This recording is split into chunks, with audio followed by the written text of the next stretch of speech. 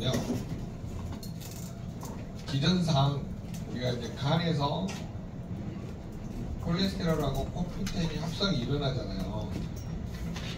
그러니까 코큐텐도 ATP 생성하는 촉매제예요.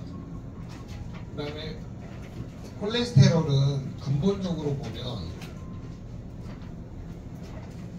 세포막,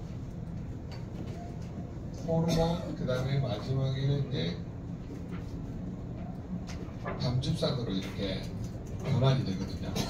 그러면 세포막은 이해가 돼도 호르몬이 잘 이해가 안 돼가지고 이거를 제가 이제 옛날에는 설명 안 하다가 고급반에서 설명을 해서 중급반을 좀 내려왔어요 다시. 그러니까 이걸 모르니까 가서 계속 헤매는 것 같아서. 그러면 이 호르몬 콜레스테롤을 가지고 LDL이라는 이 콜레스테롤을 가지고 세포막 호르몬인데, 호르몬은 무슨 호르몬을 만드느냐? 부신, 피질 호르몬을 만들더라 이거예요. 그리고 한 가지 테마가 뭐냐면은 바로 성호르몬.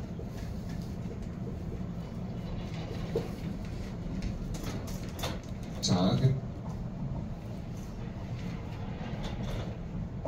여기에서 이제 고객들한테 설명을 하실 때 왜 이거 두 개를 나눠서 설명을 하셔야 되냐면, 부신 피질 호르몬에서 만드는 호르몬에 아까 기억나세요? 토리층에서 뭐가 만들어진다 그랬어요? 알도스테론이라는 호르몬이 만들어져요. 이거는 뭐 한다 그랬어요? 나트륨 제우스, 칼륨 배출. 그러니까 혈압에 관여한다라고 배우셨어요. 그 다음에 다발층. 아니? 맞죠? 다발층. 토리층, 다발층이라는 데서는 뭐냐면 코티솔. 코티솔은 뭐냐면 항 스트레스 호르몬이라고 불립니다. 코티솔, 코르티솔, 코티로 간다고 했어요. 그리고 얘는 글리코겐을 간하고 근육에 저장되어 있는 글리코겐을 포도당으로 전환을 시켜요. 그래서 혈당을 상승시키는 혈당 상승 작용을 하고요. 이 자체가 염증을 억제하는 항염 작용을 합니다. 그렇기 때문에 굉장히 중요한 호르몬이고요. 자, 이 항스트레스 호르몬 코티솔이 분비가 되려면은 비타민 B5가 필요하다고 했어요. 만들어지려면 B6, 비타민 C 이게 필요하고요. 그렇기 때문에 이 코티솔이 어떻게 전환이 돼서 혈당을 높이고 염증을 억제하는 작용을 하고, 그래서 이 뭐냐면 코티솔을 근간으로 만들어지는 거를 뭐냐면 부신피질 호르몬제라고 합니다. 부신피질 호르몬제. 그래서 병원에서는 이거를 먹는 약, 그 뭐냐면 약물을 개발했고요. 그 다음에 바르는 연고류. 그래서 우리 몸에서 마지막에 안 들을 때는 부신피질 호르몬제 이런 거 코르티솔 제제를 먹는 약하고 연고 같은 거를 바르게 해가지고 가려움증을 없애는 용도로 쓰고 있습니다. 자, 그 다음에 또 우리 몸에서 성호르몬이면 또 다 아는 놈이 그놈이다 해서 그물층. 자, 이 그물층에서는 남성 호르몬의 총칭, 남성 호르몬의 총칭을 안드로겐이라고 합니다. 안드로겐. 여러 가지 호르몬 중에 DHEA라는 이 호르몬에서 나중에 이제 그 여성 호르몬이 만들어지게 되죠. 자, 이렇게 호르몬이 만들어지기 때문에 굉장히 중요하다고 했고요. 자, 그런데 이게 왜 관련이 있냐면 우리 몸에 성호르몬도 뭘로 만든다는 거예요? LDL 콜레스테롤로 만든다는 거예요. 그리고 성호르몬은 남성은 고안에서 테스토스테론을 만들고요. 고안을 정자가 만들어지는 장소에서 정소라고 표현하죠. 여성은 난자가 만들어지는 장소를 줄여서 난소라고 그러고요. 에스트로겐, 프로게스테론. 자, 근데 여기에서 이제 한 가지 팁으로 알아두셔야 될 게,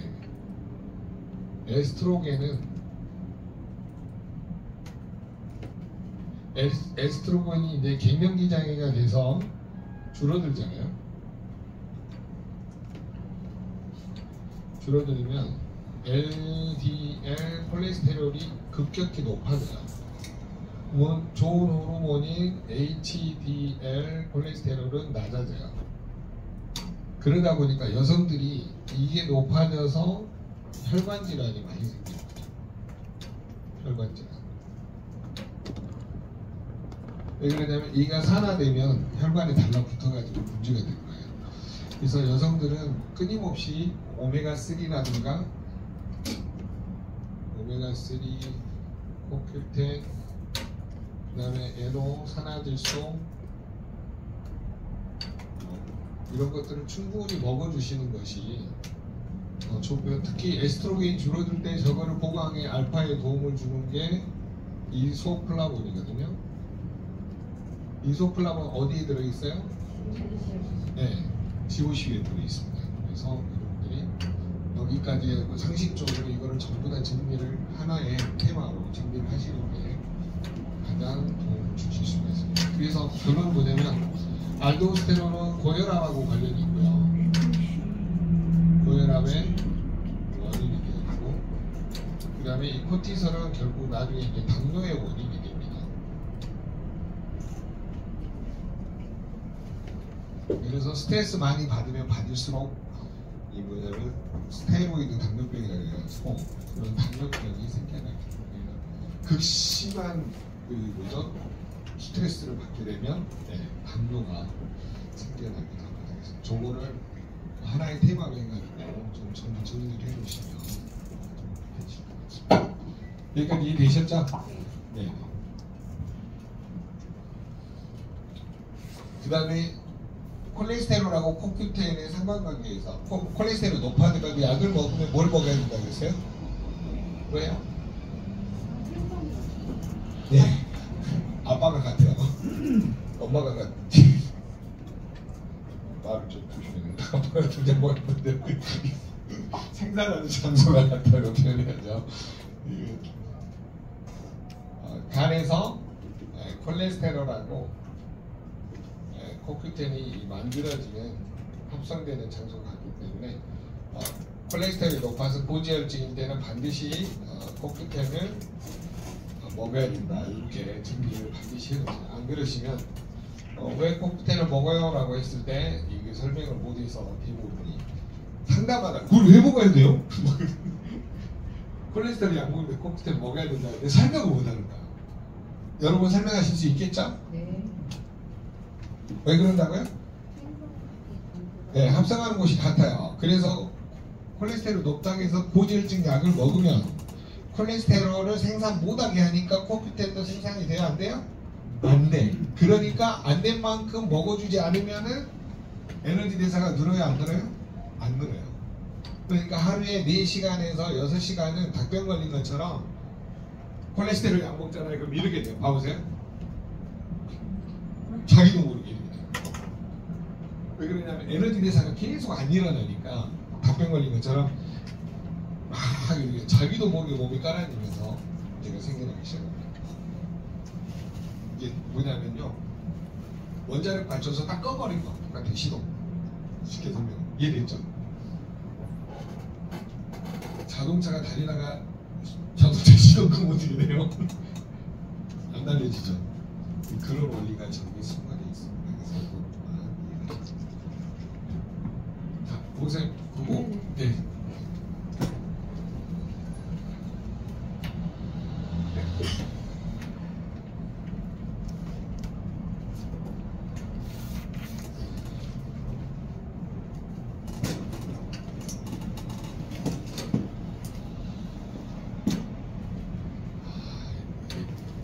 디지로그를 배워야 되겠는데요. 너무 좋은 아이템입니다.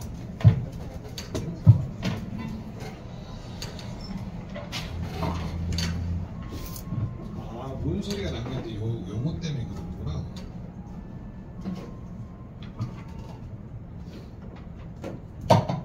졸리시죠? 은근히 지금 따뜻하고 배부르고 그죠? 약만 따셔도 졸린데 지금 갑니다. 지금 이 시간이 최고 졸리는 시간인데. 그래서 저한테 주잖아요. 여기 있습니다. 사람이 바뀌면 잠시 건조다가 리프레시는 효과가 있으니까. 네. 네.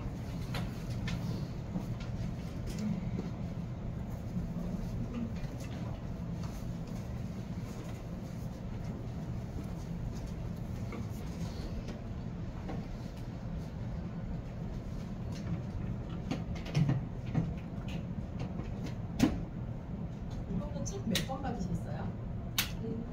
네 권이요. 몇 권 읽으셨어요? 전혀 아니에요. 못 보셨죠? 참고서처럼 이렇게 호흡이 얘기죠. 제가 이제 자료를 좀 보여드릴 건데 제가 자료를 보여드리면은 어머 저거 갖고 싶다 이런 생각 드실 거예요. 그죠? 다 책에 있는 거예요. 제가 좀 예쁘게 포장만 한 거고 네, 여러분들이 갖고 계신 책이 되게 잘 만들어진 책이에요. 잘 만들기도 했고 잘 강의했던 걸 잘 옮겨담기도 했고 그리고 또 굉장히 여러 군데서 자료를 많이 좋은 정보들 잘 뽑아놓은 책이니까 한 번씩 보시면 좋을 것 같아요. 이 정도를 전체 화면으로 확대를 좀 해보겠습니다. 예쁘죠? 네, AI로 만들었어요.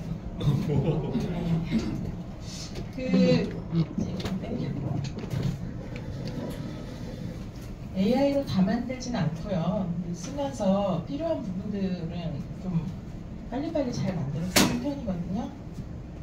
포인터 어디 있어요? 포인터? 앞에 아닌가? 앞에.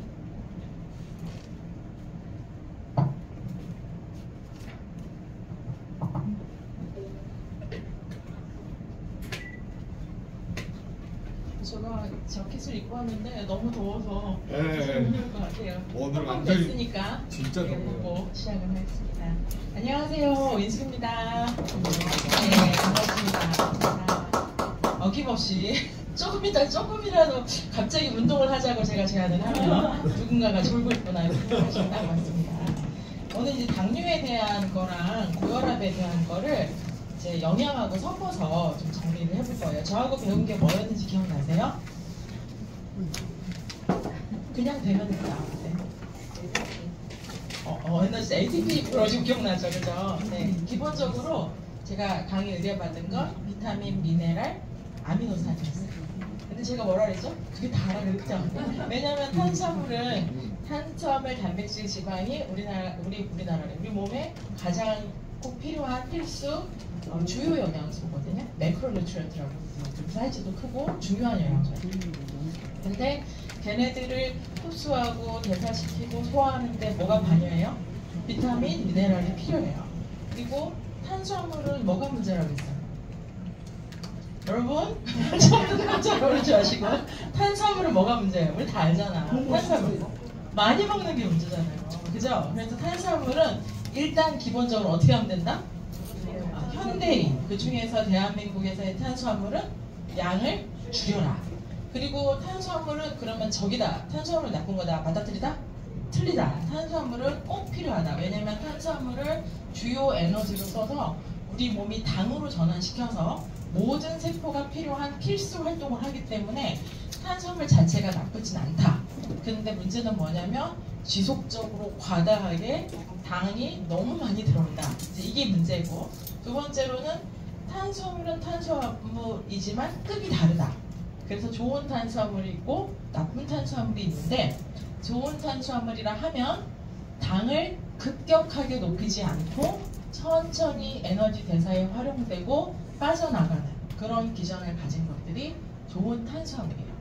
자, 그러니까 여러분들이 탄수화물을 우리가 굳이 배우지 않는 이유는 너무나 풍족하고 너무나 많이 먹고 그렇기 때문에 좀 줄이고 그러라는 뜻으로 이제 주요한 거에서 일단 좀 차치하고, 그 다음에 두 번째, 단백질 중에서 왜 아미노산을 배웠을까요?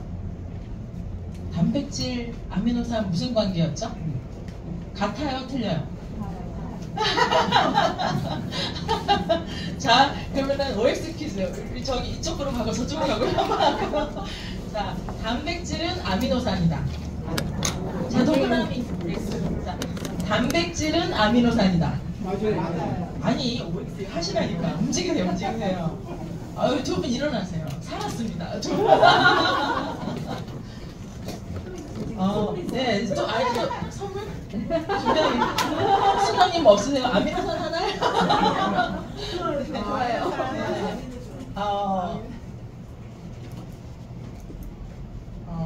나는 필수 아미노산을 3가지 이상 이름을 댈 수 있다. 먼저 손 들었어. 안 되겠다. 그거는 내내 있어. 하나 더. 좋아요. 네, 안 돼요. 여러분, 단백질과 아미노산이 같지는 않아요. 그죠? 단백질과 아미노산은 단백질이죠. 네, 그죠? 큰 의미에서 단백질인데, 그러니까 단백질이 쪼개지면 뭐가 된다 그랬어요? 아미노산이 된다 그랬잖아요. 그죠?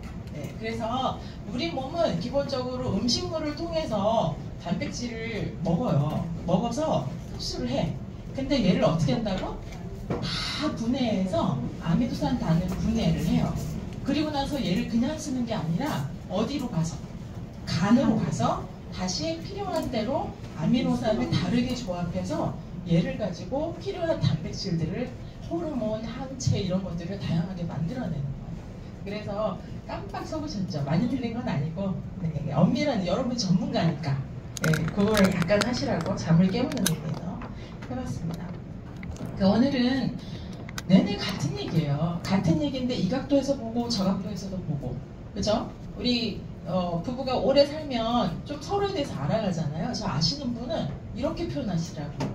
야야 30년을 사니까 뒷꼭지만 봐도 뭔 생각을 하는지 보인다 이러시더라고요. 뒤통수만 봐도 무슨 생각을 하는지 보인대요. 그래서 여러분들이 이제 그 아건강 상담사 전문가들이시니까 중국까지 오셨으면 상당히 열정이 있는 분들이세요. 뭐 현장에서도 활용하시니까 전문가 맞으시죠? 대답을 두 분만 소심하게 하셨어. 자, 전문가 맞으시죠?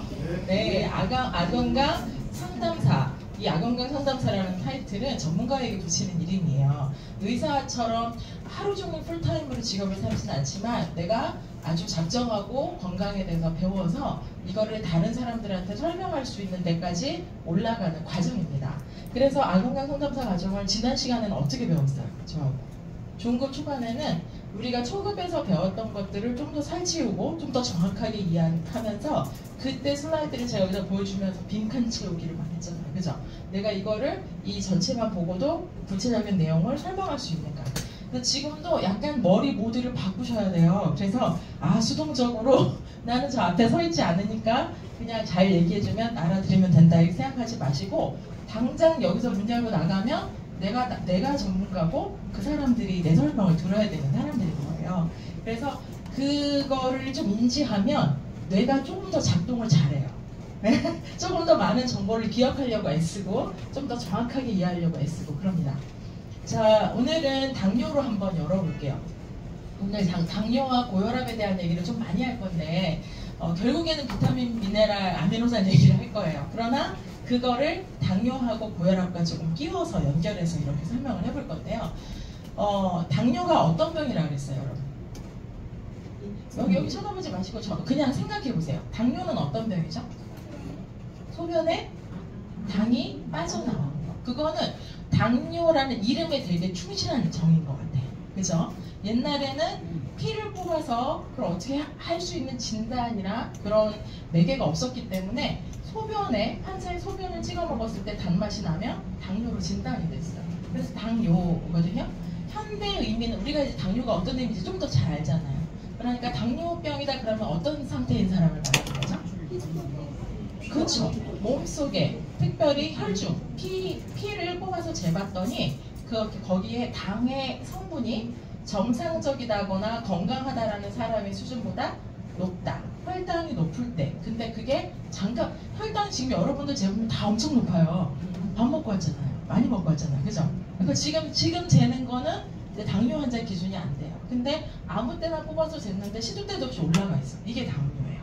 자, 그래서 당뇨는 내 혈중에 내 피 속에 당이 굉장히 높아져 있는 상태를 말해요. 그래서 지금은 당뇨를 재는 이제 여러 가지 지수가 있는데 당뇨는 여러분들이 결론적으로 말하면 그 당뇨 걸리면 무슨 병 걸렸다까지 들어보셨어요? 합병증 되게 많이 오잖아요. 그죠? 어떤 합병증 오죠? 눈이요. 뭐 어두워지다 못해 나중에 실명까지 가기도 하고 또 네, 이도 흔들리고 또 예, 말초신경, 손가락, 발가락 절단하는 사람도 있습니다. 근데 생각해 보면은 우리 몸을 이해하지 않고 그냥 보면은 되게 뜬금없지 않아요? 당뇨병이라는 거는 뭐 피에 당이 높은 것 같은데 갑자기 발가락이 썩어 들어가, 그죠? 막 눈이 실명인데 되게 이상하잖아요. 근데 우리가 이제 배웠잖아요. 이 몸이 어떻게 돌아가는지를 배우고 나니까 이게 결과적으로는 당뇨하고 고혈압은 뭐다? 네, 같은 계열의 그 질병이에요. 그러니까 원인이 비슷해. 얘 때문에 얘가 생기고 얘 때문에 얘가 생기고 얘네들이 생기면 얘가 생기고 이렇게 애들이에요.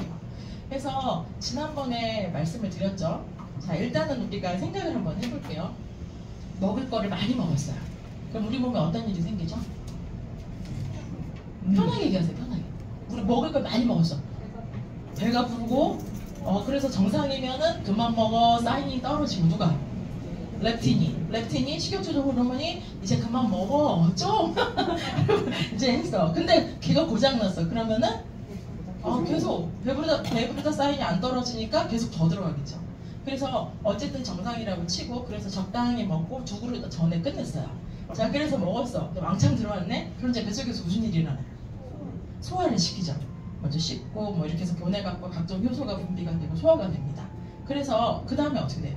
근데 너무 과하게 들어왔어. 쓸 만큼이 내가 기대했던 건 요만큼인데 주인이 이만큼 보냈어. 그럼 어떻게 해야 되는지? 저장 다 저장하진 않아요. 그래서 저기 많이 먹으면 이제 가끔 화장실 하루에 몇 번 가는 사람이 있어요. 나 병 걸렸나 봐요. 그럼 그 친구한테는 얼마나 먹는지 보세요. 변의 양은 절대적으로 먹는 양으로 많이 먹으면 많이 나와야 건강한 거예요. 그래서 일단은 적절히 먹고 적절히 저장하고 또 적절히 빼요. 근데 그 중에 저장도 되지 아니하고 빠지지도 아니하고 왔다리 갔다리 하면서 우리 몸을 전신을 염증을 일으키는 애들이 있어요. 그래서 얘네들이 이거를 우리 몸에 뭐라고 부르죠? 독소라고 부르고 활성산소는 대표적인 독소고요. 그 독소가 그 독소가 계속해서 지속이 되면 이거를 무슨 상태? 염증 상태. 근데 이 염증이라는 거는 무슨 상태냐면은 말하자면 우리 몸에 빨간불이 켜지는 거예요. 그만 먹어. 좀 너무 많이 들어왔잖아. 힘들어. 공장이 막 계속 풀로 가동돼. 그러니까 만성 염증 상태가 된다는 거는 빨간불이 켜졌는데 우리 교통 빨간불 있어야 돼요? 없어야 돼요? 있어야 되잖아요. 근데 계속 켜져 있어. 교통 마비되죠. 근데 만성 염증이라는 건 빨간불, 주황불이 계속 켜지는 거예요. 그러니까 당연히 만성염증이 생겼다 하면 모든 병에 노출될 수 있는 위험이 높아지는 거죠. 그래서 우리 몸은 굉장히 유기적으로 연결이 되어 있습니다. 그 중에서도 저 언젠가는 이름이 바뀔 것 같아요. 전 당요로 이렇게 계속 남아있지는 않을 것 같아요. 어쨌든 영어로는 다이아비트라고 하는 이제 언어인데 이 당뇨병이 혈당이 높아져 있는 상태는 전신에 무리를 주기 때문에 이제 여러 가지 질병을 유발할 수 있어요. 근데 그 중에서도 당뇨를 일으키는 가장 직접적인 원인이 되는 거는 우리의 식습관이에요. 자, 유전도 있습니다. 한번 볼게요. 당뇨병을 조금 더 이해를 해보자면은 세 가지 유형의 당뇨가 있다고 써있어요. 한번 읽어보실까요? 제1형 당뇨, 제2형 당뇨, 그 다음에 임신성 당뇨. 그러니까 1형 당뇨, 2형 당뇨로 보통 이렇게 크게 분류를 하는데, 이제 기본적으로 대사질환이라는 거, 우리 몸이 돌아가는데 작동이 잘 안 돼서 생기는 병이란 말이에요. 그런데 이 당뇨병에 걸린 사람들은 혈당 조절이 원활하게 안 돼요. 많이 먹으면 원래 우리 몸에 전답 처리반이 있다 그랬어요. 누구? 인슐린. 어디서 나와요? 우리 잘 기억을 더듬어 볼까요? 여러분 저를 봐주세요. 저랑 눈을 피하지 마시고 흔들리는 눈빛으로 저를 봐주세요. 어디서 나왔다고? 췌장의 무슨 세포? 아직 거기 안 갔습니다. 췌장의 무슨 세포? 베타세포. 베타세포 안에 랑게르하스성 안에 베타세포. 네, 죄송합니다. 2시간씩이나 공부하셨다는데 제가. 네, 랑게르하스성의 베타세포에서 뭐를 분비한다고요? 인슐린을 분비해요. 그럼 인슐린이 하는 주요 임무는 뭐죠? 우리 몸속에 쏟아져 들어온 당을 빠르게 처리하는 거예요. 갖다 버리는 건가요? 아니죠. 어떻게 하는 거죠? 세포 안으로 밀어넣어서 에너지 대사에 사용되게 하는 게 인슐린의 주요 목적이에요. 그런데 이제 첫 번째 이제 일단 세 가지 유형이 있고, 그 다음에 혈당이 계속 높아져 있으면은 사람들이 얘기하는 것이 되게 목이 마르다고 많이 표현해요. 제가 왜 목이 마른지도 알려드릴게요. 당뇨 환자들이 자꾸 목마름을 느끼는지도. 일단은 되게 목마름을 되게 많이 느껴요. 그러니까 당연히 뭘 먹겠어요? 물을 많이 먹죠. 그러니까 화장실도 많이 가죠. 네. 그리고 다시 피곤해지고 목말라요. 다시 물을 먹고 화장실 많이 가고, 그래서 갈증이 많이 나서 다 가요. 그죠? 네, 그 다음에 또, 네, 그 다음에 물도 많이 먹고, 화장실도 자주 먹고, 다뇨, 다갈, 다뇨. 그래서 3다 증상이라고 표현을 하죠. 그래서 되게 갈증도 많이 느끼고요. 화장실도 자주 가고요. 그 다음에 피로감, 되게 피곤하다고 많이 느껴요. 그리고 시력 저하, 점점점 시력이 저하되는 증상을 느낄 수가 있어요. 그래서 여러분들이 당뇨가 갑자기 오는 질병인가요? 서서히 오는 질병인가요? 서서히 오죠. 그래서 내가 만약에 갈증도 많이 느끼고 화장실도 자주 가고 피로감도 많이 느끼고 점점 시력도 저하되는 것 같다. 그럼 둘 중에 하나의 확률이 커요. 하나는 당뇨일 확률이 있고 하나는 노화. 나이 들면 저절로 이렇게 거의 다 나오는 증상이기도 해요. 근데 어쨌든 막 유난히 목이 마른 게 지속된다거나 이런 거는 좀 보셔야 되는 거죠. 그래서 여기 보시면 당뇨가 걸리면 여러 가지 병이 따라옵니다. 따라서 생겨요.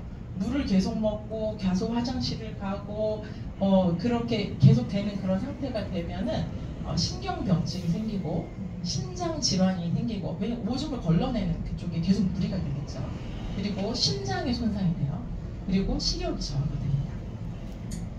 자, 그래서 이제 병에 대해서 이해를 좀 하고 있으면 이 병을 예방하는데, 이 병을 관리하는데 굉장히 도움이 되는 거죠. 자, 1형 당뇨는 별명이 붙어 있어요. 무슨 당뇨로? 소아당뇨로 많이 붙어 있어요. 왜 그러냐면 유전 영향을 되게 많이 받아요. 그래서 퍼센티지를 보니까 바뀌긴 하지만 거의 5% 이하 정도예요. 전체 당뇨의 굉장히 적은 퍼센티지를 차지합니다. 그래서 여기 너무 이렇게 집착하지 마세요. 이해를 하시는 게 되게 중요하거든요. 1형 당뇨라는 거는 분비가 되지 않거나, 이제 그 인슐린 얘기해서 인슐린이 거의 분비되지 않거나 분비되는 양이 너무 적은 거예요. 그러면은 인슐린이 하는 일이 뭔가?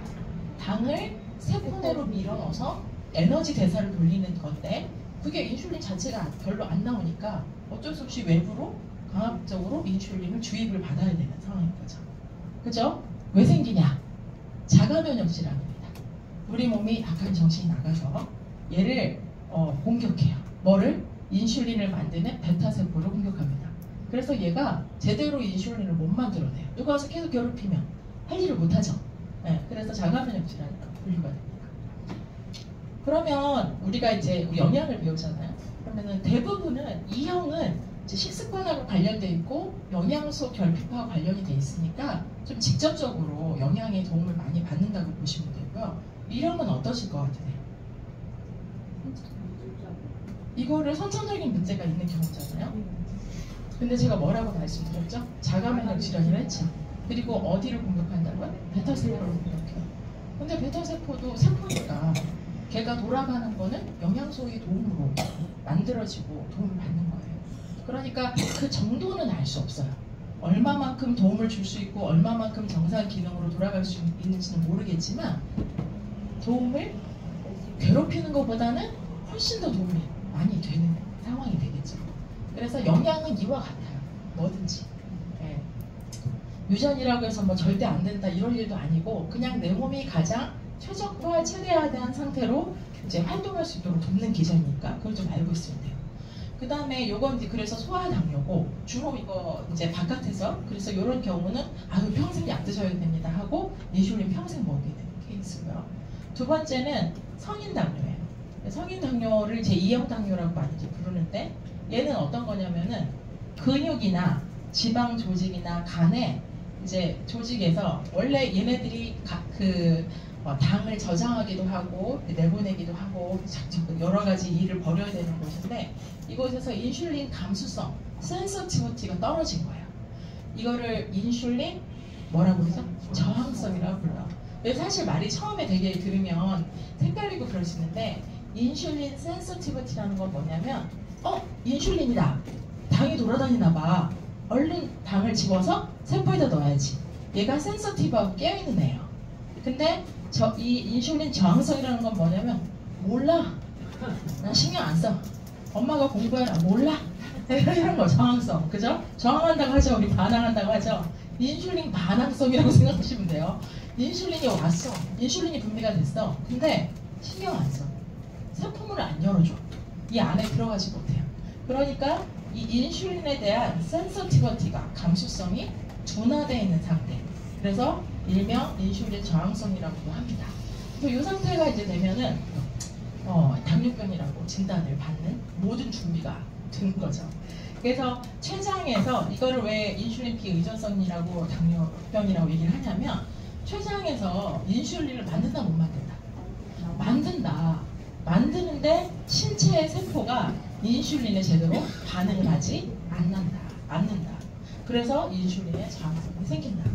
자, 그럼 이쯤에서 우리 혹시 가능하실까요?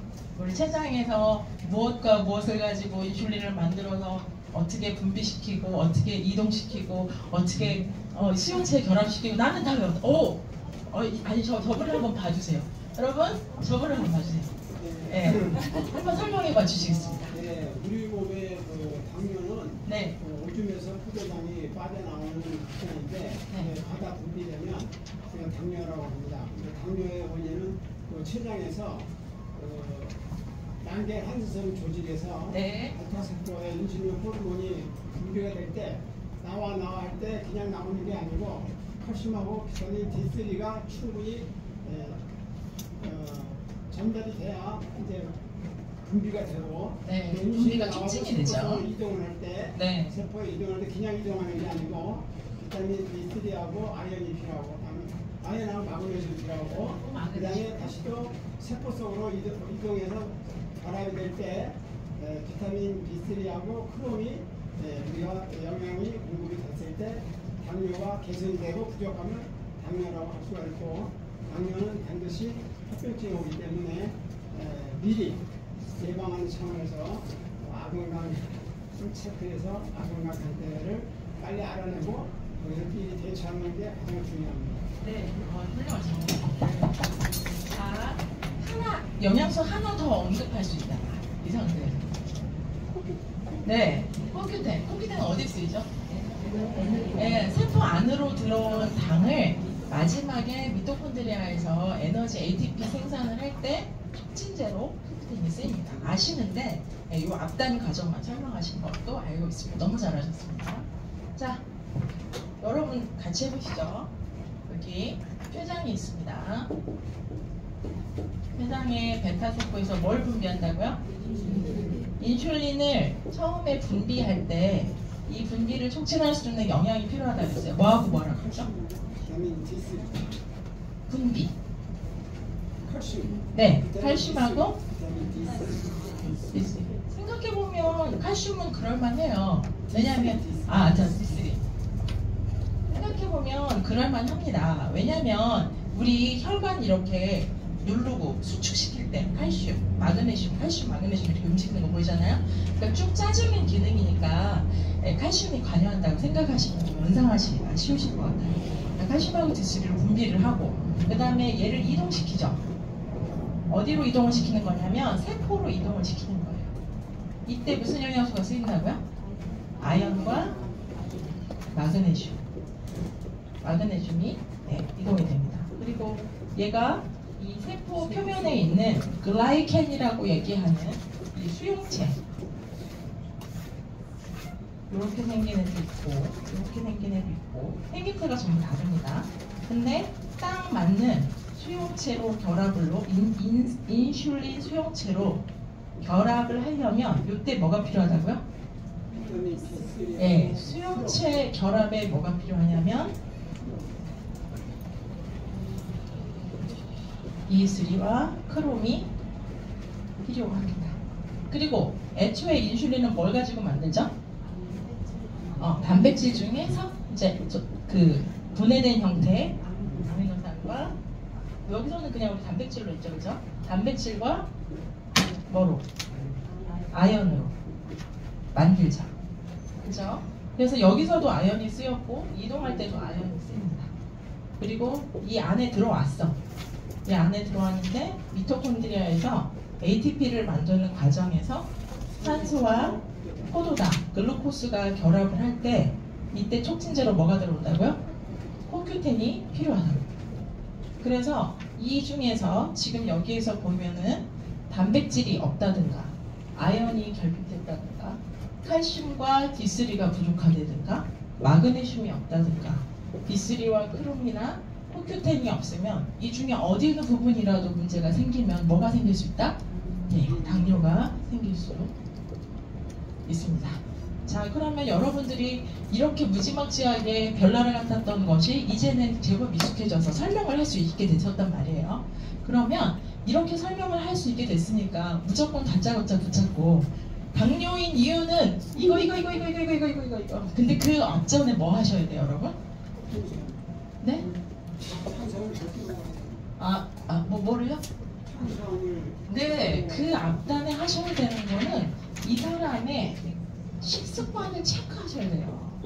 대부분 식습관 때문에 오니까 잠 안 자도 당뇨 걸리기 쉬운 상태가 됩니다. 그러니까 식습관뿐만 아니라 좀 큰 의미에서 생활습관 자체가 문제고 또 약간은 유전적인 요인도 있어요.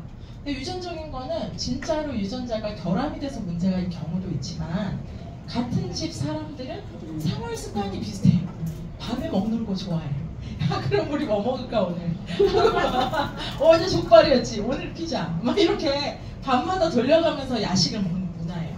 그러면은 그 집은 가족력이 영향을 줄 수밖에 없는데 꼭 유전적인 영향이라기보다는 그 식습관적인 영향, 생활습관적 영향이 훨씬 더 중요하고 크다는 얘기죠. 그래서 실제로 그 동물 실험 가지고 해봐요. 이렇게 A군에다 넣어놓고 B군에다 넣어놓고 똑같은 유전형을 갖고 있는 특별히 일란성 쌍둥이 이런 쥐 이런 애들 가지고서는 먹는 거 변화 가지고 컨트롤 해본단 말이에요. 그럼 현저하게 영양이나 어떤 생활습관의 영향을 많이 받습니다. 그 유명한 쥐 실험 있잖아요. 스트레스 실험할 때 주사기로 그 쥐를 콕 찔러요. 그럼 처음에는 뭣도 모르고 아유 이제 그럼 쥐가 칙 그러겠죠. 조금 있다 다음날 또 찌르는 거예요. 또 찌르네? 아야 하고 이제 도망가요. 세 번째 찌르고 네 번째 찌르고 그 다음에 어떻게 될까요? 몸에서 이미 바늘만 딱 나오면 바늘만 보면 찌른 거하고 동일한 레벨의 스트레스가 올라갑니다. 몸에서 호르몬도 그렇게 분비가 되고 그렇게 되는 거예요. 그러니까 우리 몸이 꼭 제가 여러분 레몬 신 거 아시죠? 입에서 벌써 침을 내죠. 그러니까 뇌는 바보다라는 말이 있어요. 그게 무슨 뜻이냐면은 그건 이제 뇌의 어떤 특성을 설명한 말인데 실제로 일어나지 않은 일인데 그렇게 돼요. 그래서 시다고 했을 때 아주 시큼한 거 벌써 막 약간 소름 끼치면서 시큼한 게 돌지 않아요? 근데 그게 그걸 기억하고 그걸 준비하는 거거든요. 그래서 우리가 먹는 거하고 얼마나 관련이 많은지 모르겠어요. 그래서 여러분들이 건강 상담사로서 지금쯤 이제 하셔야 되는 거는 이 머릿속에는 이렇게 지도가 그려져 있겠죠. 머릿속에는 이렇게 지도가 그려져 있어. 그렇지만은 제일 처음에 먼저 체크하셔야 되는 거는 식습관이고, 오늘처럼 나 당뇨래 어떻게 하면 좋아 이렇게 되면은 야 가만히 있어봐, 당뇨는 이렇게 하는 것도 되게 중요하지만 당뇨병이 뭔지를 이해하시는 게 되게 중요하겠죠. 그래서 당뇨는 1형이 있고 2형이 있어요. 그래서 1형은 아까 설명을 드렸고, 2형은 이렇게 인슐린이 정상적으로 분비는 되는데 인슐린을 적절히 받아들이지 못하는 상태가 돼요. 인슐린 저항성이 생긴 상태를 말합니다.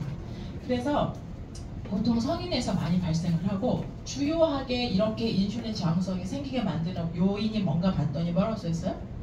주로 비만, 신체활동 부족, 유전적 요인에 의해서 발생합니다. 그래서 비만하거나 신체활동이 부족하거나 유전적 요인이 있으면은 얘도 역시 유전적 요인을 영향을 조금 받는 거예요. 그리고 경구 약물이나 인슐린 요법을 활용을 합니다.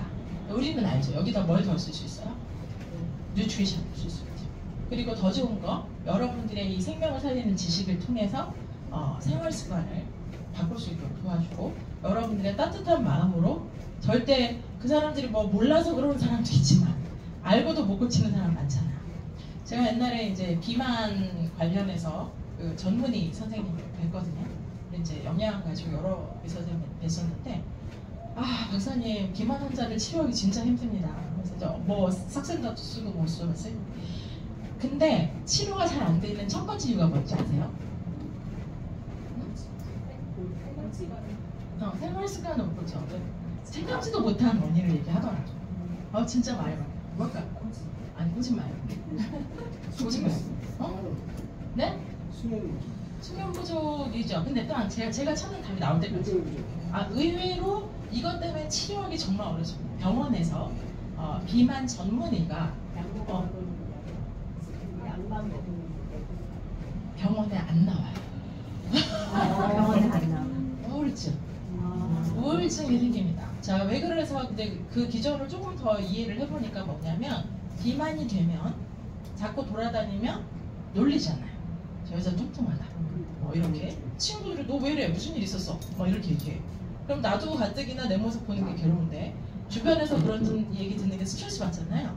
그러니까 이 비만이 되면 우울증을 달고 다닌답니다. 그래서 우울증이 있어서 치료에 이 협조를 안 해주는 거예요. 그래서 몇 번을 주기적으로 나와서 약물 치료를 하면, 우리는 영양을 하는 사람이니까 A는 좋고 저거는 나쁘고 B는 나쁘다 이런 식으로 생각할 때가 많지만 그렇지 않아요. 자, 어떤 사람은 극도로 넘어간 사람들은 약물 도움이 필요해요. 일단 그걸 멈춰야 되니까, 그죠? 약물 도움이 필요한데 아예 치료받으러 안 나와. 그래서 거의 사회적으로 고립감을 느끼고, 그것 때문에 자살 충동까지 넘어가는 사람도 생각보다 상당히 많습니다. 아무나한테 뚱뚱하다고 놀리면 안 되는데요. 실제로 미국에서는 그 니걸, 흑인이다 그럴 때 니걸 이걸 하잖아요. 그리고 팻하다, 뚱뚱하다, 이거는 굉장한 소송감입니다. 그래서 아무한테나 뚱뚱하다 이렇게 얘기하면 안 됩니다. 왜냐면 그 사람 그날 그 얘기 듣고 죽고 싶어서 충동이 될 수도 있거든요. 우울증이 동반되니까. 자, 아무튼 그래서 비만하거나 신체 활동이 부족하거나 유전적인 요인의 영향을 받아서 당뇨가 생기기도 합니다. 그래서 여태까지 모든 사람들은 문제가 생기면 어디를 찾아간다? 병원을 찾아가요. 왜냐하면 거기 가면 누가 있어요? 의사가 있어요. 의사는 어떤 사람이죠? 전문가, 아는 사람, 나는 모르는 사람, 저쪽은 아는 사람, 나는 모르는 사람. 그래서 그런 구도로 가기 때문에 이것을 내가 왜 생겼는지, 어떻게 하면 막을 수 있는지, 어디까지 막을 수 있는지, 이 약이 치료가 된다면, 약을 주신다면 이 약은 내 몸에 어떤 기전으로 나를 돕는 거고, 나는 이것 때문에 무엇을 해야 되는지에 대해서 총체적인 이해를 하기보다는, 총체적인 질문을 하기보다는 그냥 당연히 내가 아프면 어디 간다?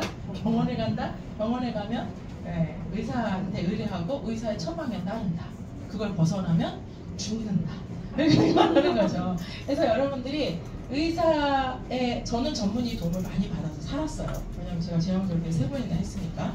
저희 어머님이 첫째가 안 나오니까 한밤중이요, 새벽이었거든요. 저희 남편이 봤는데 저희 어머님이 발로 불을 부시셨대요. 애 죽으면 꺼낼 거냐고. 근데 실제로 그 순간 제 뱃속에 있는 첫째가 심박수가 떨어졌거든요. 그래서 이제 계속 체크를 간호사들이 했는데 새벽 4시쯤 되니까 졸리잖아.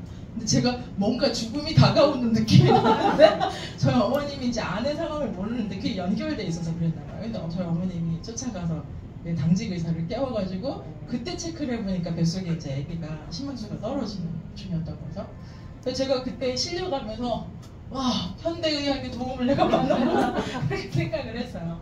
그리고 나중에 애 3명을 다 키우고 이제 나중에 영양을 전문가로서 공부를 하게 되면서 이런 영양을 알았더라면 이 상황이 안 갔을 텐데 제가 입덧도 그렇게 심했거든요.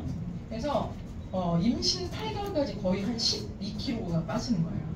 그리고 나서 나머지 때는 조금 이제 막 먹어요. 먹으면 그렇게 하는데 진짜 뭐 사람이 이렇게 살 수도 있구나. 제발 나를 입원시켜주세요. 이럴 만큼 데려왔는데 죽지 않더라고요. 인체의 신비를 많이 느꼈는데 아무튼 좀 정신이 없네요. 자, 이형 당뇨는 비만이나 신체 활동 부족이나 이런 원인으로 이형 당뇨가 생깁니다. 그러니까 무엇보다도 좀 전인적으로 상담을 해주셔야 돼요. 이 사람의 상황을 그렇게 얘기를 해주셔야 되고 요즘 임신 당뇨라는 말도 되게 많이 들어보셨을 거예요. 그죠? 근데 알 듯 모를 듯 그냥 임신 당뇨라니까 언제 생겼다? 임신 중에 생겼다. 주로 24주나 8주니까 뭐 한 후반기쯤에 많이 생기는 건데 임신 때문에 호르몬이 많이 바뀌거든요. 여자들 같은 호르몬이 많이 바뀌면서 옛날에는 괜찮았는데 병이 있진 않았는데 요 임신 기간에 이 인슐린이 적당하게 활동을 못하면서 이것 때문에 효율이 감소되면서 과체중이 되거나 비만이 되거나 이렇게 되기 쉽고요. 또 뭐 나이가 고령이거나 이랬을 때도 이게 원인이 돼서 당뇨가 생기기가 쉽습니다.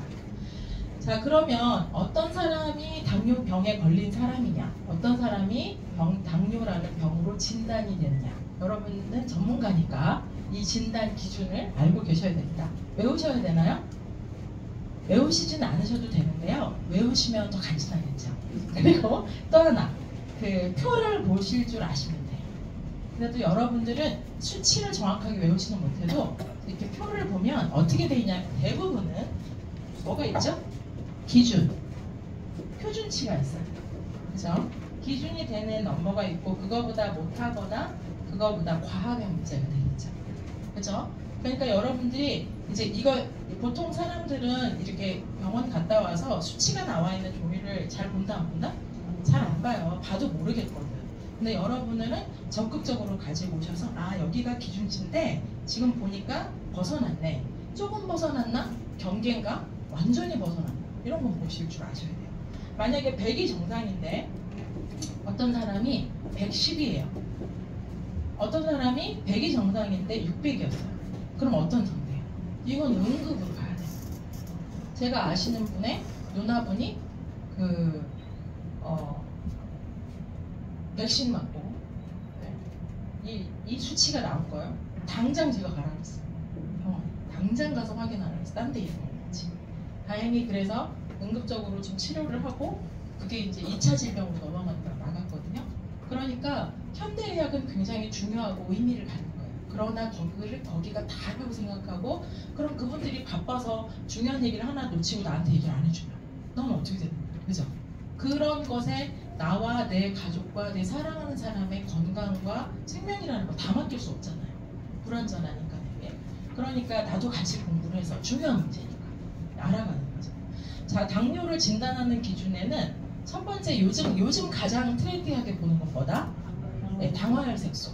당화혈색소 지난번에 제가 저기 비디오도 짧게 영상으로 보여드렸는데 기억이 날라가고 오 좋아요. 설명해주세요. 네, 맞아요. 그래서 2, 3개월 기준으로 보기 때문에 지금 딱 찔렀을 때의 수치가 아니라 이 사람의 피 속에 당이 달라붙어 있는 이 헤모글로빈의 수치 퍼센티지가 몇 퍼센트쯤 되나 이렇게 보는 거예요. 그래서 보통은 6.5가 기준이거든요. 6.5가 기준이라는 거는 6.5서부터 당화혈색소의 그 수치에 의해서 당뇨에 진입됐다고 보는 거예요. 그러니까 어떤 사람이 5.8 그러면 당뇨가 아닐까요? 자, 10.2 안전당뇨죠.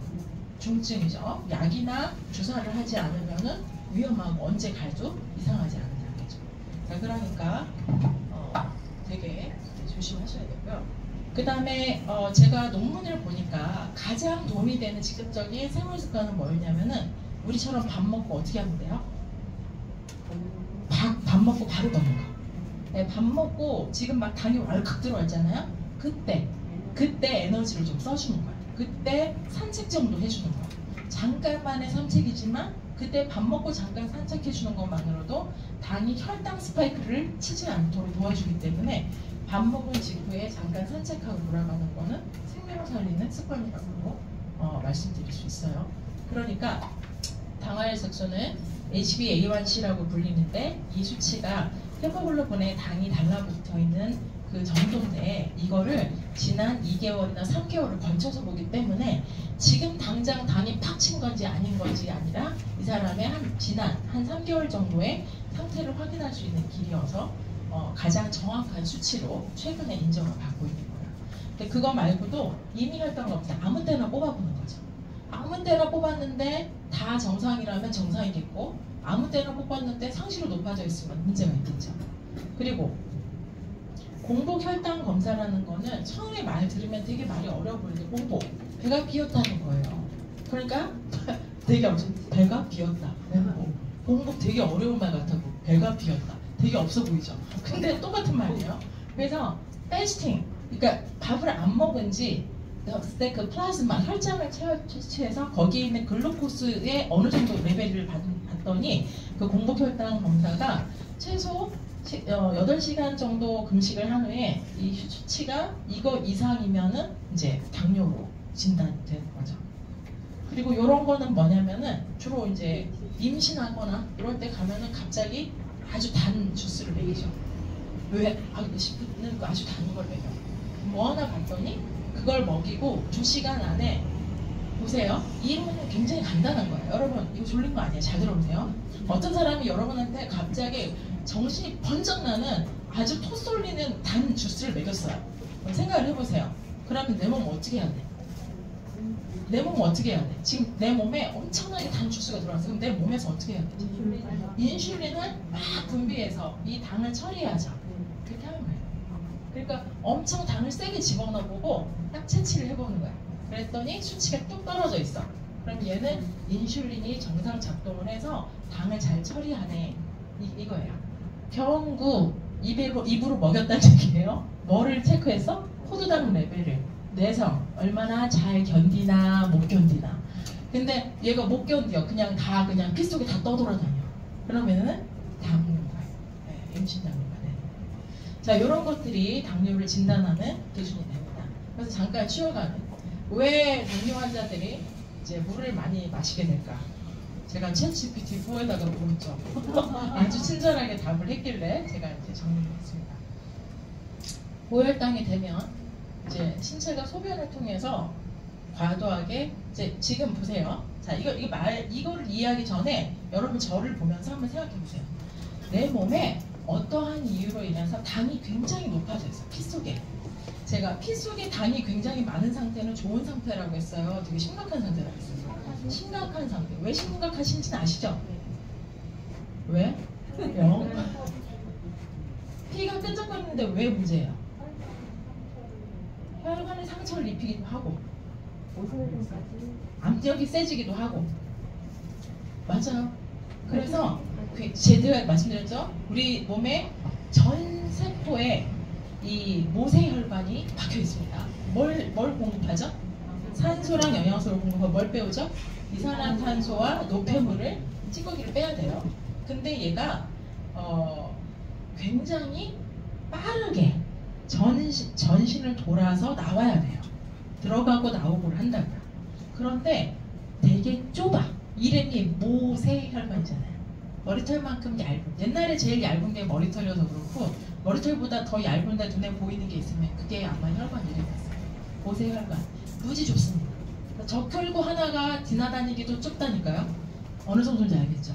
근데 걔가 길이 더 좁아졌어. 보통 일이 아니에요. 보통 일이 아닌 거예요. 거기다가 당이 돌아다니면서 끈적끈적해요. 보통 일이 아닌 거예요. 그래서 혈당이 높아지면 몸이 야, 물 마셔. 물 마셔 신호를 보내기 위해서 갈증을 느끼게 한단 말이에요. 그러면은 당을 희석시키기 위해서 뭐를? 물을 먹어요. 그러면은 당이 희석되잖아요. 그럼 얘가 압력을 느끼면은 어떻게 할까요? 일단은 소변으로 뺀 수 있잖아요. 그래서 얘가 우리 몸이 바라는 건 얘가 저 빨리 물을 먹어서 이걸 희석시켜갖고 왕창 물과 함께 당을 바깥으로 배출시키기 위한 노력이에요. 그래서 목마름을 유발하고요. 그래서 심하게 목이 마르면 물을 많이 마시게 되고요. 물을 많이 마시니까 당연히 소변으로 배출이 되고 당뇨가 되는 거예요. 그래서 다갈, 다음, 다뇨, 삼다 현상이 당뇨에게 많이 일어나는 거고, 물로 잔뜩 쌌더니 이제 다시 허기가 지면서 다시 목마름이 느껴서 다시 목마름이 되는 이 사이클들을 계속 돌아가게 되는 거죠. 자, 여러분들이 한번 이렇게 이해를 해놓고 나면은 이 용어에 사로잡히지 않으시고 조금 더 이제 이 기전을 설명하실 수가 있을 것 같아요. 자, 그래서 당뇨가 생기면은 아까 말씀드렸던 3다 증상이 생기고 전신에 이제 그 피로감이 생겨요. 그리고 점점 일시적으로 살은 찌지만 나중에는 점점 체중이 빠지고, 그 다음에 눈이 나빠지고, 사무일의 색변화도 동반이 되고요. 피부 증상, 가려움증 같은 거 생기죠. 왜 가려울까요, 여러분? 네, 독소 배출이 원활하지 않잖아요. 그리고 탈수가 일어나면서 수분이 같이 빠져서 피부가 건조해지는 거예요. 네, 그리고 전체적으로 이렇게 되면 면역이 높아질까요, 낮아질까요? 낮아져요. 근데 우리는 상시 지금 감염에 노출되어 있는 거거든요. 근데 우리 피부가 열일하고 있는 거예요. 피부 상태가 나빠지면은 간염에 그대로 노출이 되면서 점점 심해지는 거예요. 자, 그리고 신경정 증상 손발저림은 한마디로 뭐가 원활하지 않다. 혈액순환이 원활하지 않다. 그러면서 점점점 냉기가 돌고 감각이 상실되는 그런 위험한 상황까지 생기게 됩니다. 당뇨는 이거는 사실은 말을 그렇게 붙여서 그렇지 당연한 거예요. 여러분 이게 그래서 이제 당뇨를 진단을 받으면 뭘 한다고요? 약을 먹잖아요. 그죠? 왜냐면 약을 주는 게 나쁜 게 아니라 그대로 놔두면 어떻게 되니까? 피가 끈적해져서 합병증까지 유발하다가 죽을 수도 있으니까. 그러니까 병원에서는 그 일을 막기 위한 방법으로 당뇨 약을 처방을 한단 말이에요. 당뇨 약의 가장 대표적인 게 메트포르민 같은 게 있거든요. 근데 메트포르민 같은 거 먹으면은 여러분이 잘 아는 것처럼 비타민 B12 같은 거 빠지 못해요. 그러면은 비타민 B12는 하는 일이 많이 있는데 걔가 필요한 곳에 쓰지 못하게 되는 거죠. 자, 이게 드럭 먹어 원래 원판이에요. 누가 썼죠? 수지 코에. 네. 수지 코에. 저 여자분 이쁘시죠? 제가 이거 도움될 것 같아서 캡처했거든요. 왼쪽에 보세요. 어디 초청으로? 대한약사회에서 대한민국으로 초청했어요. 2016년. 찾아보니까 약사회에서 초청을 했어요. 그 옆에 말이 저는 더 와닿더라고요. 한번 읽어봐 주시겠어요? 약사의 초청이죠. 2016년 한국을 소집거린 약사는 약을 오래 복용할 수밖에 없는 근육과 고혈압, 고지혈증 환자는 더욱 주의해야 한다. 그래서 약사가 따로 지도하지 않더라도 약을 복용 중인 환자부터 자신에게 부족하기 쉬운 영양소가 무엇인지 알고 보충하는 것을 잊지 않아야 한다고 말했다. 드럭머그에 대해 의료진은 더 많은 연구가, 환자는 더 많은 공부가 필요해 보인다. 네. 누가 불렀다고요? 약사회에서 불렀어요. 왜냐면 그러면서 이 말 진짜 의미 있지 않아요? 약사회에 약사들이 이 약을, 왜냐면 이게 지금 왜 문제가 되는지 아세요? 왜 당뇨, 고혈압, 고지혈 같은 약들은 드럭머그를 반드시 신경 써야 되는지 아세요? 잘 생각해보면 아시는데 영양소를 빼내는데 한 번만 그러면 괜찮아. 근데 만성 질환이잖아요. 그러니까 약을 먹는 기간이 어떻다? 길어. 그리고 병원에서 거의 뭐라고 해요? 먹이 평생 먹어야 되는지. 그게 문제인 거예요. 내가 예를 들어서 내가 어느 날 갑자기 안 그랬는데 어디 갔더니 뭐 오늘 결혼식이어가지고 왕창 먹어가지고 배가 아팠어. 소화불량이었어. 그럼 소화제 먹는단 말이에요. 그 소화제 내일 아침에도 먹고 내일 저녁에도 먹어요. 1년도 먹고 2년도 먹어요. 그렇지 않는단 말이에요. 근데 만성질환, 고혈압, 고지혈, 당뇨는 한 번 걸리면 이미 몸이 버틸 때까지 버티다가 그 정도 시그널이 나가는 거기 때문에 그 다음에도 더 잘하지 못한단 말이에요. 적극적으로 대처하고 주의하지 않으면 상태가 더 개선되지 않아요. 그러니까 의사들은 그런 사례를 수없이 받고 그런 사례로 사망증에 시달리다가 죽는 사람까지 나오기 때문에 약을 쓰는 거예요. 그러니까 그분들을 뭐라 하지 마시고 이 병을 알아야 되는 거예요. 그런데 이분이 참 말 잘하신 것 같아요. 이 약을 오래 복용할 수밖에 없는 이 환자들한테 굉장히 주의해야 됩니다라고. 그리고 여러분들이 전문이니까 약사니까 이걸 알고 이제 지속적으로 드시는 분한테는 이 약을 오래 드시면 이런 것들이 빠져나가니까 주의해서 영양 같은 것도 보충해서 드세요라고 설명을 해줘야 된다. 그러나 우리한테도 경종을 울리는 거죠. 약을 복용 중인 환자도 약사가 따로 지도하지 않는다 해도 스스로 알고 이걸 챙겨 먹을 줄 알아야 된다고 하는 거예요. 이 책 제목이 재밌어서 제가 따왔어요. 피곤합니까? 우울합니까? 만성 통증이 있습니까? 머리가 뿌였습니까? 다리가 저립니까? 어지럽습니까? 머리털이 빠집니까? 몸무게가 늘고 있습니까? 소화가 잘 안 됩니까? 그 다음에 얘는 뭐니? 허혈증이 있습니까? 그 다음에 신경 통증이 있습니까? 뭐 이런 얘기를 하는 거예요. 거의 많이 해당되지 않나요? 그게 당신이 먹고 있는 지속적인 약 때문에 발생할 수 있습니다. 그리고 그 약을 먹었을 때 which medications are robbing? 당신이 이것 때문에 이런 병이 생겼을 때 먹는 약 때문에 이것을 robbing, 훔쳐간대요. 뭐를? 당신 몸에서 뭐를? essential, 꼭 필요한 영양소를 훔쳐오게 됩니다. 그래서 먹어가 강도짓하는 거, 훔치는 거 이런 거예요. 그래서 약 도둑소 이런 의미인 거죠. 약 도둑. 그래서 이게 이제 그리고 여기 소제목처럼 조금 달라요. Natural ways to restore them. 그래서 자연스럽게 이걸 회복시키는 방법. 제가 여기 봤거든요. 이 수지 코엔이라는 사람이 약사하고 되게 유명한 약사인데, 저 책입니다. 이건 지금 우리나라에서 표지를 바꾼 거고요. 원래 이렇게 생겼습니다. 여기 이 사람이 이 책만 쓴 게 아니거든요. Author of Diabetes, 당뇨 책을 썼는데 뭐라 썼냐면 without drugs, 약 안 먹고 고칠 수 있는 당뇨 이런 약을 썼어요.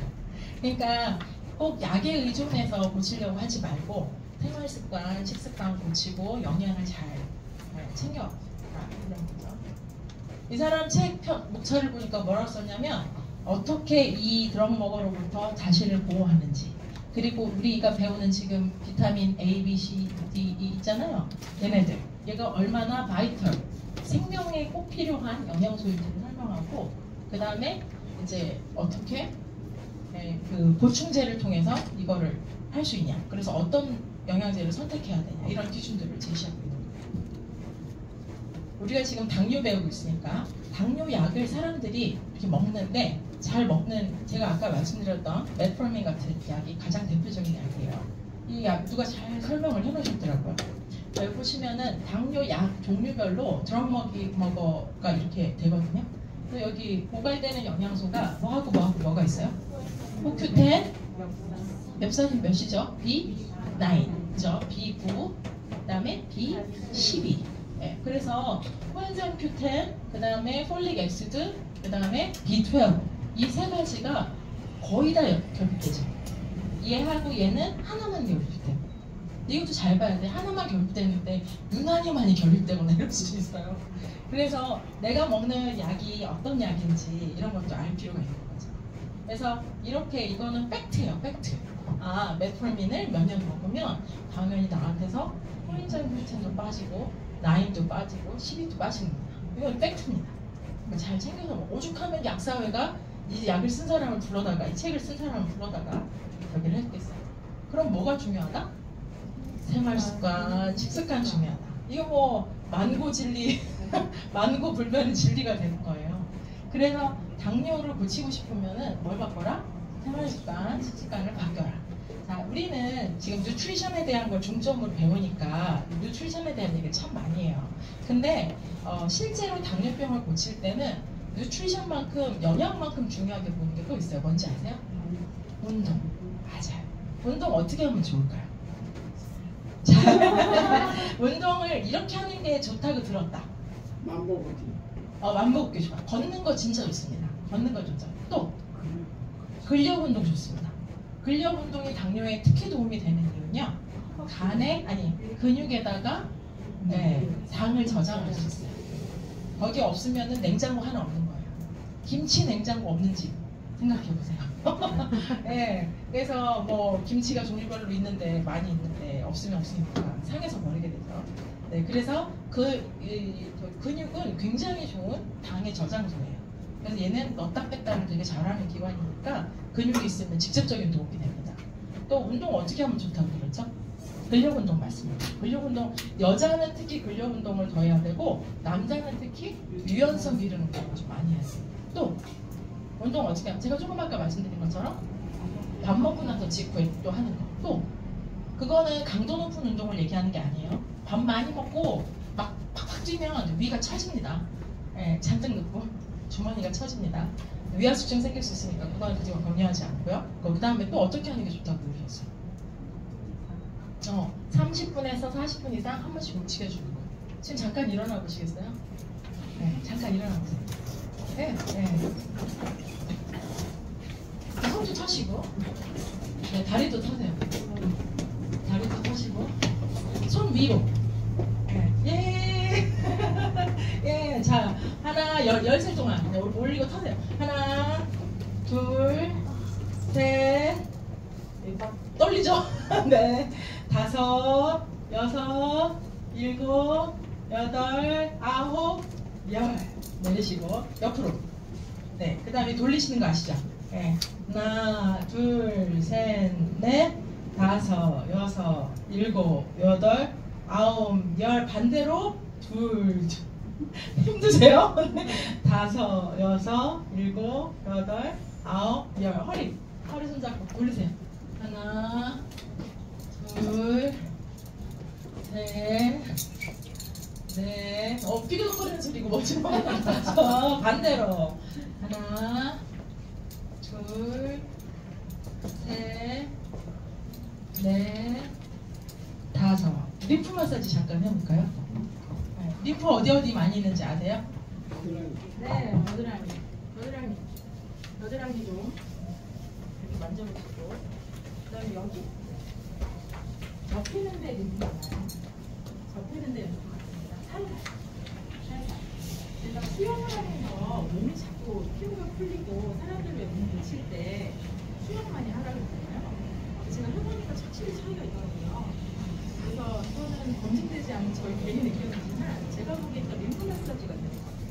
그래서 왜냐하면 림프 마사지를 할 때 굉장히 얇은 자극이거든요. 이렇게 쓸어내릴게요. 특별히 여기는 쭉 위로 아래로 하시고요. 그 다음에 여기 귀뒤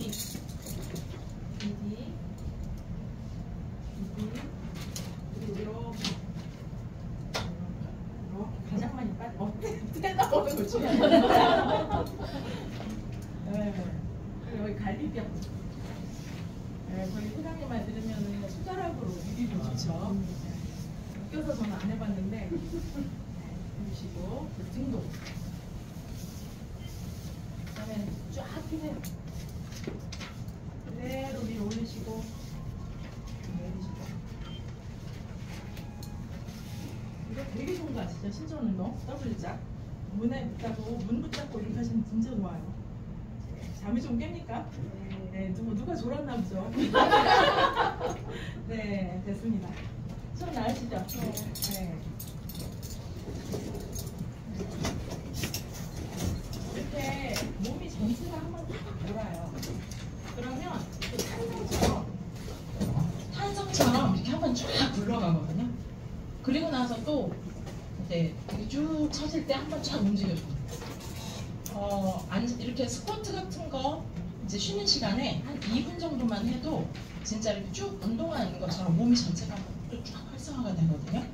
그래서 제가 늘 말씀드리지만 그 대장암 발병 원인에 보면은 이거는 미국에서 대장암 협회에서 발표한 거예요. 가만히 앉아서 오래 있는 거. 네, 대장암 발병 원인입니다. 원인으로 부정이 됐어요. 그래서 오늘처럼 10 to 10으로 아침 10시부터 밤 10시까지 앉아있는 날은 의도적으로 어떻게 된다? 쉬는 시간마다 움직이셔야 돼요. 네. 잠깐 허리도 틀고 여러 가지 운동을 하면서 하셔야 됩니다. 그래서 머리로만 배우지 마시고 조금만 한 장만 더 정리하고 네, 쉬는 시간 가질게요. 자, 그래서 지금 이거는 당뇨와 영양소의 상호작용이거든요. 그래서 당뇨는 탄수화물만 먹지 말고 우리 먹을 때 왜 빵만 잔뜩 먹거나 뻥튀기 잔뜩 먹거나 이렇게 단일 탄수화물만 쫙 넣는 거는 문제가 좀 있어요. 무슨 문제가 있을까요? 빨리 꺼져요. 포만감이 약합니다. 그래서 얘가 탄수화물 단독으로만 먹으면요 먹다가 왕창 먹게 되고 금방 배고파져요. 우리 그런 얘기 많이 해요. 술 먹으면 배고프다 그런 얘기 하잖아요. 그죠? 당을 팍 치고 빡 꺼집니다. 그런데 단백질, 고기를 적당량, 고기는 많이 먹을 필요 없어요. 적당량 조금 먹고 나면은 얘가 포만감도 생기고 소화도 좀 천천히 되거든요. 얘는 그러니까 좀 든든하죠. 먹으면 좋죠. 그러나 왕창 먹으면 말짱 노루묵이요. 온갖 독소 다 나옵니다. 그러니까 고기는 왕창 먹으시면 안 되고 자 적절하게 좋은 탄수화물과 약간의 좋은 단백질 이렇게 같이 먹으면 이 흡수시키는 우리 인슐린도 뭐라고요? 단백질. 네, 단백질이니까 엄밀한 의미에서 탄수화물과 단백질이 들어와야 탄수화물에 이 단백질에서 탄수화물을 처리할 수 있는 인슐린 원료가 들어오는 거예요. 이해가 되셨죠? 그 다음에 두 번째 비타민과 무기질을 꼭 먹어야 된다. 이거 더 이상 설명 안 해도 되겠죠? 이렇게 많은 비타민 무기질이 관여를 한다. 그리고 지방과 섬유질. 당뇨일 때도 지방과 섬유질을 꼭 챙겨서 먹어줘야 됩니다. 이 지방이라고 하는 거는 여러분이 생각하는 삼겹살이 아니고 좋은 뭐 있죠? 좋은 지방?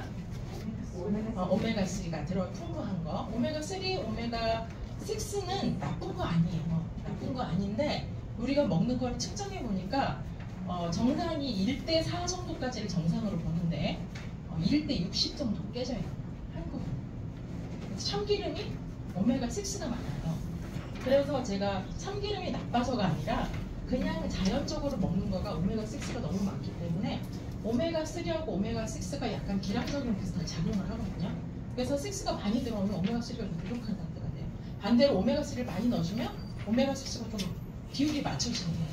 과하게 들어오지 않고.